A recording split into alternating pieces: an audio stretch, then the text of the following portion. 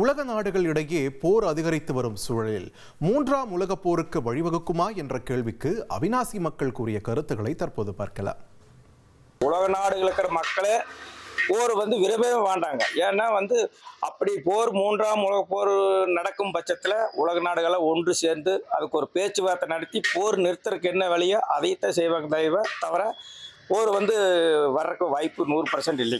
எல்லா நாட்டு தலைவர்களுக்கும் தெரியும், நான் ஒரு நாட்டில் போரை உண்டாக்கணும்னா நம்மளோட பொருளாதாரம் எவ்வளவு சீரழியும், எவ்வளவு கீழே போவோம். நாட்டுக்கு மற்ற நாடுகள் கம்பேர் பண்ணும்போது நம்மளுடைய மக்களோட வாழ்வுரிமை என்னங்கிறது எல்லாருக்குமே தெரியும். இப்போ எல்லாருமே நியூக்ளியர் பாம்புங்கிறாங்க, ராக்கெட் லாஞ்சருங்கிறாங்க, என்னென்னமோ வச்சிருக்காங்க.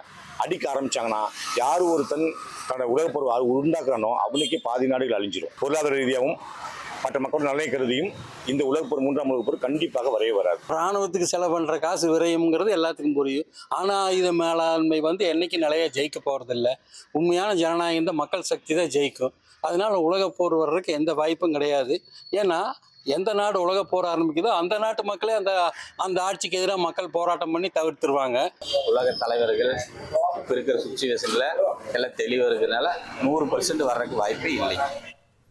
உலக நாடுகள் இடையே போர் அதிகரித்து வரும் சூழலில் மூன்றாம் உலகப் போருக்கு வழிவகுக்குமா என்ற கேள்விக்கு அவிநாசி சுற்றுவட்டார மக்கள் தெரிவித்த கருத்துக்களை நாம் பார்த்தோம். இனி செல்லும் இடமெல்லாம் செய்தி.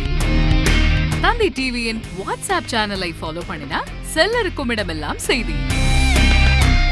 இதோ QR கோட் இப்பவே ஸ்கேன் பண்ணுங்க, ஃபாலோ பண்ணுங்க.